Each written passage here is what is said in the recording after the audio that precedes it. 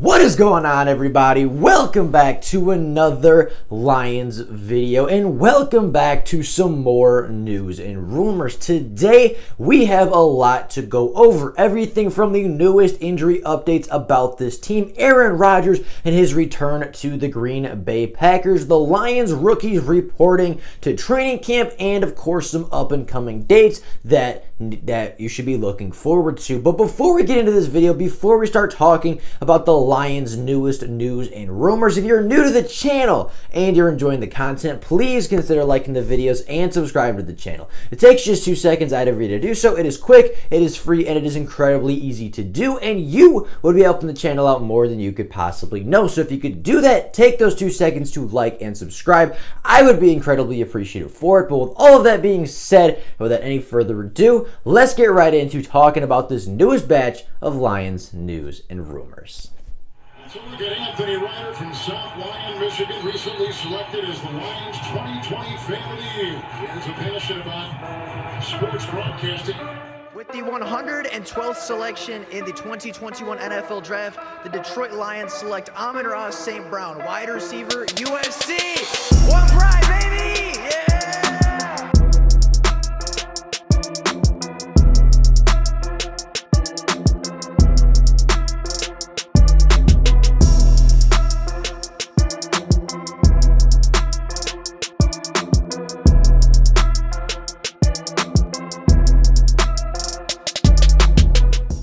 Now, starting off with the injury report, although camp has not begun as of yet, there are a few players that are experiencing a few injuries. There are a few players that are being held off the field for precautionary reasons, and there is just a little bit of shaking up going on within the Lions organization. Now, first off, undrafted rookie free agent Javon McKinley has been placed on the non-football injury list. He is reporting to camp, or he did report to camp on Saturday with the rest of the rookies. However, he has not been participating in on-field drills and has not really been able to participate a lot because he is suffering from an injury. I've not heard anything specifically about the injury, whether it's something serious, whether it's something minor, whether they're holding him for precautionary reasons, or if it's just actually something that he cannot play through. I have not heard anything, specific about this injury, but he has been placed on the NFI list, although he has reported to camp and is trying to catch up on the system and learn, obviously, the terminology and get caught up to NFL speed, at least from the mental side of the game as of right now. Now, Austin Bryant, the third-year pass rusher, has also been placed on an injury list. He has been placed on the PUP list, the physically unable to perform list. He is obviously not at training camp as of yet, as the remainder of the team will join the rookies on July 31st. However, he has been placed on the physically unable to perform list. However, head coach Dan Campbell has said that this is more of a precautionary thing, that yes, he did pull something, or yes, he did have a very minor injury. However, the placement on the physically unable to perform list is something more precautionary and making sure it doesn't get any worse. And Austin Bryant is expected to 100% be healthy for the start of training camp in just a couple of days, when that does inevitably kick off. So he will be healthy by time training camp starts, and this placement on the PUP list is, it's because he is injured, but if it was a game day or if he needed to play, he would be on the field for the Detroit Lions. The injury is not anything major. And then another undrafted free agent rookie, this time UDFA offensive lineman Evan Heem, has been placed on the COVID-19 list. I believe he has tested positive, but I'm not sure on that. He may have just been close contacted. I'm not sure the exact reason as to why he's placed on the list. However, he is obviously not with the team as of right now. He is in COVID protocol and is to have no contact with the team, or no physical contact with the team, for the next 14 days after his next negative test. And then the last shakeup on the Lions roster this week is the retirement of Brian Price. Now, Brian Price is a defensive lineman that was brought in this offseason late into the process with an open roster spot available. The Lions decided to bring him in for a little bit of competition. Now, Price was never a player that was really expected to make the roster, let alone play significant snaps or significant time for this team. So it is, not a surprise that he's not on the team anymore, but he did decide to retire. I don't know exactly the reasoning. I don't know exactly why he decided to sign and then retire right before camp or anything like that. but he has been replaced on the retired list, opening up yet another spot on the Detroit Lions roster, now having 2 roster spots available if they want to sign players. Now, we mentioned some of the rookies dealing with some injuries. Of course, Javon McKinley on the NFL list and Evan Heem, the UDFA rookie, on the COVID protocol, or under COVID protocol. But the remainder of our rookie class, our entire draft class, and the remainder of our undrafted free agents did report to training camp on Saturday. Obviously, for a lot of NFL teams, their rookies show up early, giving them about a week or so to really get caught up to speed, kind of learn some terminology, work more one-on-one with the coaches, kind of similar to rookie mini camp, where it's just kind of there to get caught up to speed. You know, they're not really doing a whole lot. It's not very physical. It's not anything like the actual training camp they're going to experience, but they are there a little bit early to just kind of get caught up, kind of learn the names, kind of learn their coaches, work a little bit more one-on-one with their coaches, and kind of learn what to expect as training camp approaches this upcoming weekend. The rookies were not the only ones to be there and show up on Saturday afternoon, as new starting quarterback Jared Goff has also been seen getting to know the rookies, just introducing himself as the new starting quarterback, obviously, and kind of taking on a little bit of a leadership role, really kind of starting to develop that leadership ability, get to know his teammates, kind of get that chemistry going a little bit early. And Jared Goff officially will report to camp with the rest of the team on July 31st. Now, Jared Goff is not the only quarterback to show up to training camp a little bit early, as Aaron Rodgers has obviously been the story of the offseason, right? Aaron Rodgers has really been the big news story of the offseason. Is he going to come play for the Packers? Is he going to make his return? Is he going to force a trade? Is he going to retire? All those different scenarios were talked about, and all of those different scenarios were rumored throughout the offseason. However, Aaron Rodgers, as of the past couple of days, has returned to Green Bay, has been in the building, and has been working on a restructuring of his current contract in order to play this season and then have an opportunity to be traded and have the opportunity to select the team he would like to play for next season. That is, I believe, a part of the contract that they are working on, is that he's going to play this season for the Packers, and he's going to obviously be their starting quarterback. And then next offseason, as soon as this season ends, Aaron Rodgers is going to point to a team and say, I want to go there, and the Green Bay Packers are going to work out a deal to get fair trade value for Aaron Rodgers. Aaron Rodgers is going to go where he wants to go. The Packers are not going to face significant cap hits. They're not going to face a $40 million cap hit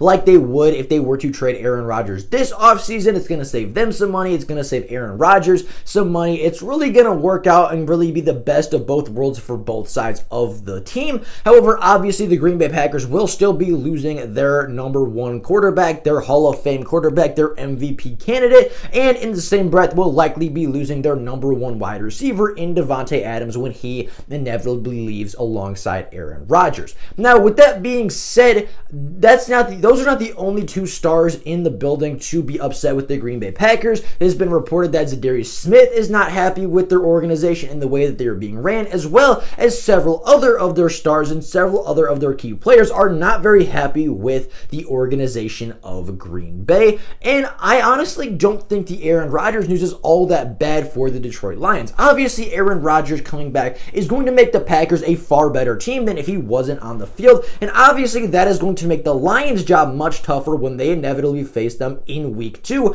and I believe in week 17 or 18. However, again, I don't think that it is necessarily a bad thing that Aaron Rodgers is coming back, and I don't think it's necessarily a bad thing that the Detroit Lions are going to face better competition in Aaron Glenn and in Dan Campbell's first season as, of course, head coach and defensive coordinator. So, and I'm going to kind of explain this right. And like I said, I don't believe that Aaron Rodgers coming back is necessarily the worst thing for the Detroit Lions, right? Aaron Glenn is going to get a lot of reps and is going to get a lot of experience this season as a first-year defensive coordinator. And if you're a first-year defensive coordinator with no expectations, especially from Lions fans, and even the expectations that have been set upon you are very, very, astronomically low expectations, why not play the best competition? Why not prove yourself early and take on as much challenge as possible so that you gain that kind of experience as a defensive coordinator, and then you come back next year, maybe Brad Holmes gives Aaron Glenn a couple more toys, right? Maybe he gives him a new defensive lineman, a new big-time pass rusher, a new impact linebacker, maybe a big-time playmaking, ball-hawking safety or something like that.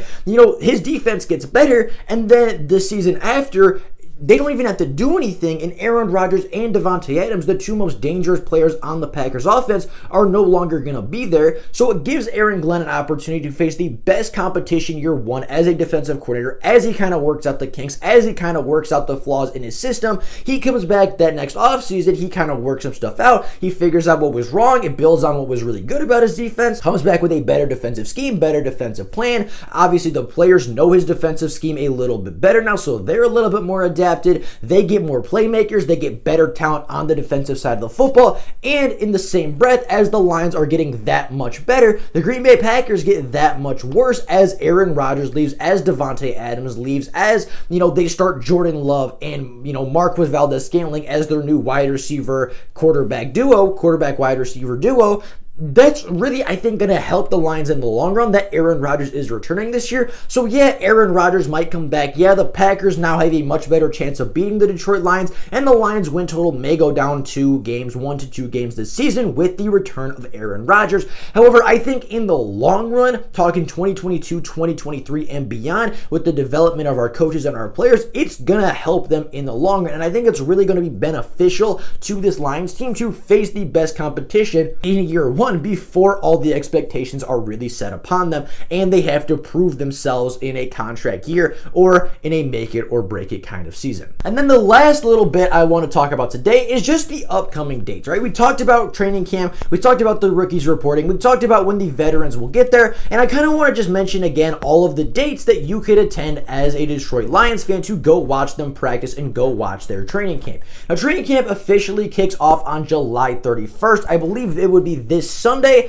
if not this Saturday. It's one of the two. It's coming up very, very soon in just a couple of days, and that will be the first opening to Detroit Lions training camp, and that will be the first day that we will see Dan Campbell, Aaron Glenn, Anthony Lynn, and the rest of the staff go to work and try to coach up this team to be successful in 2021.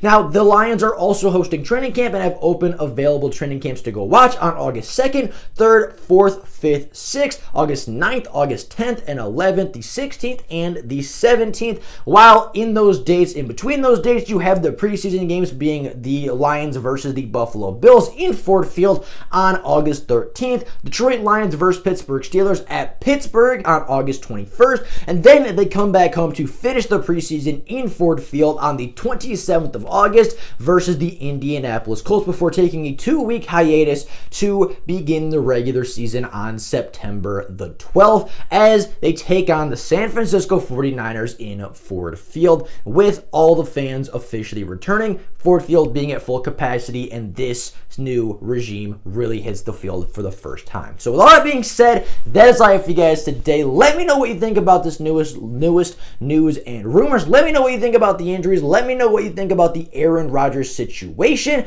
And of course, just let me know your thoughts about the Lions going forward. But with all of that being said, that is all for you guys today. Thank you all so much for watching. And until next time, and as always, go Lions!